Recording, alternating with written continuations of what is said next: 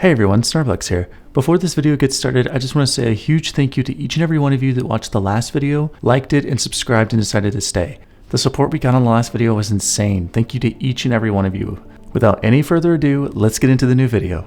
Enjoy. What games rank among your most played? Some of the first games I ever played, like first-person shooters, Counter-Strike, and Team Fortress 2, are some of my most played games of all time.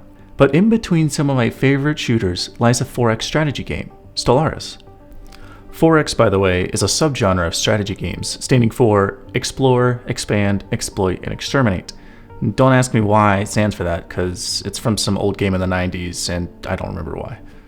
Back onto the topic of strategy games, these games aren't new to me. I've played many other games in the genre, Civilization, Crusader Kings, and Into the Breach to name a few.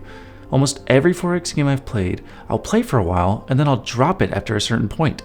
Stellaris is different. I've played it more than any other game of its type, and I've always returned to it time and time again. Science fiction is a topic I hold very dear. Ever since looking at the stars through my dad's telescope, reading about supernova in a science book, or watching the crew of the Enterprise in Star Trek, I've always been drawn to space and the cosmos.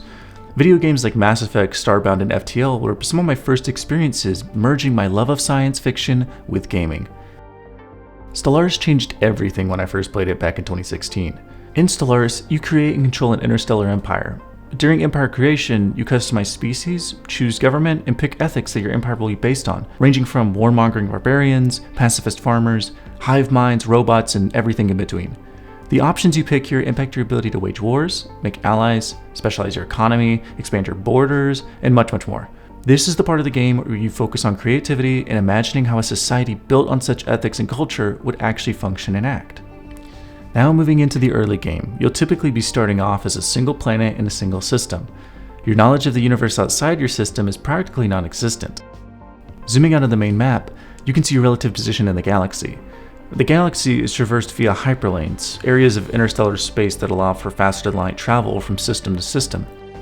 Your knowledge of the hyperlane network is restricted to your neighboring systems at first.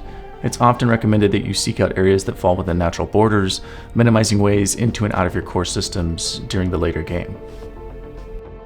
Like many 4X games, Stellaris is very player-driven in terms of direction. As the game progresses, enemy AI empires are building themselves up, prioritizing their own agenda and their interests. Ideologies or mutual enemies often determine who will become friend or foe. Diplomacy can also be a useful tool. You can facilitate trade, forge alliances, and even create federations.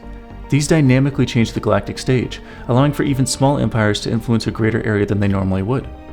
War is also a major aspect of the game, and almost entirely unavoidable. There are entities such as mining drones and hostile space fauna, along with antagonistic and destabilizing factors to contend with. By far, the most intriguing part of the game to me, though, is the exploration. While scanning systems, you may encounter strange and unexpected anomalies. These anomalies can vary in scope, from simple sensor malfunctions to entire storylines. There are also archaeological sites, which take far more time but can potentially unveil immense rewards. Through events, anomalies, and archaeology, you begin to slowly understand the galaxy which you inhabit. Another aspect of the game is economy and resource management. The resources of the game are broken down by type and determine things about how your empire thrives. Some resources like alloys serve to create fleets and hard structures, while food is needed to sustain an organic population. Energy credits facilitate the upkeep of power output and act as a sort of currency that can be bought or sold. For most empires, the bulk of the species and population live on planets. Planetary management is the heart of resource production. Specializing planets to be focused on making a certain type of resource allows for the player to focus on more important matters. The people on the planets matter too. Each species has its own traits, making them better or more suited for specific jobs. Keeping the populace happy is also key as it increases productivity and helps keep order. Technology is another important part of the game. The list of unlockable techs is split into three primary types: engineering, social, and physics. Each branch represents its own field of science. Within each branch, there are specific research categories, such as ship components and weapons, societal investments, and engineering marvels. Picking the right technology to research at the right time can be vital to winning a war or getting an advantage in the long term. As I'm sure you can see, Stellaris contains many systems, both simple and complex, that affect gameplay in their own way. Understanding these systems allows the player to adjust and adapt to whatever the game throws at them, and Stellaris does not hold back when it comes to giving the player situations to resolve. Mid and late game crisis will appear after a certain amount of time has passed, threatening not just your empire, but the galaxy as a whole. On more than one occasion, I've lost the game because an in-game crisis was able to establish itself in a disorganized galaxy and wipe everything out. However, with a little bit of cunning, the player can find ways to strike back and stop the foreboding threat to galactic life. Sometimes the galactic community can band together, or a swift surgical strike can disable the threat's forces. And while difficulty can be adjusted before the game begins, picking a difficulty that pushes you to your boundaries can create an exciting struggle as the existential threat develops and grows. Whether through galactic cooperation or military might, the battle for the galaxy is often a thrilling and difficult uphill battle. There's also the possibility, given the Nemesis expansion, that the player can become the crisis. This provides an interesting option for certain empires. Obviously, ending the galaxy creates quite a target on your back. To counter this, becoming the crisis has the benefit of amping up the empire's might through various buffs. These benefits compound in the form of stages. As the empire progresses through the stages, power grows, but conversely, the more of an existential threat the player becomes, and the more empires may try to stop you.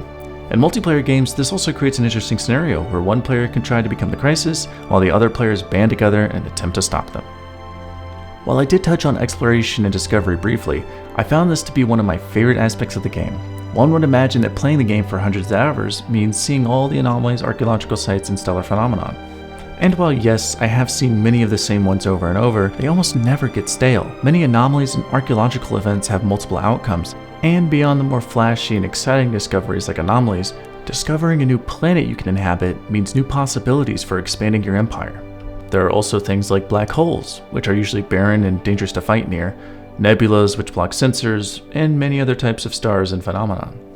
One particularly exciting part of discoveries in Stellaris are the precursor storylines. During your exploration of the early game, you'll find evidence of large and powerful civilization that came before you. Their remnants are widespread, and finding all the pieces rewards the player with a newly unseen system, along with a powerful relic that grants benefits to the owner. The system that is revealed also concludes the story of the precursors, while granting benefits, usually in the form of research points or materials. Now, if you ever get bored or feel like a part of Stellaris needs improving, chances are there's a mod that can do it. For example, I use a mod pack called Planetary Diversity. It's probably my favorite mod. In unmodded Stellaris, there are only 9 default habitable worlds. Planetary Diversity replaces the default few for an exponential amount of planet types, adding a good variety to the mix. This means that during gameplay, the planets I discover and the colonies I build feel more true to life and unique. Other mods transform various other aspects of the game. Some update and improve graphics, add new species, or expand on other mechanics. There are quite literally hundreds, if not thousands, of good, high-quality mods to pick from, all accessible on the Steam Workshop. Customizability is by far one of the best aspects of the game. It contributes to the replayability of the game, and help with any sort of objective you could want, whether that just be a small improvement or a complete overhaul. Stellaris is a game that exemplifies my love for space and science fiction as a whole. The game has mechanics that reward learning and experimenting with them.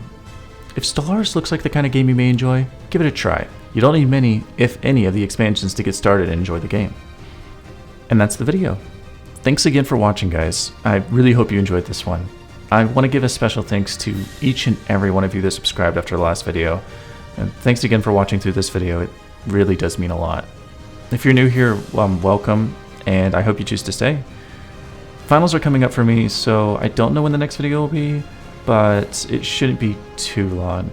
Anyway, thank you all again for watching, and I'll see you in the next video.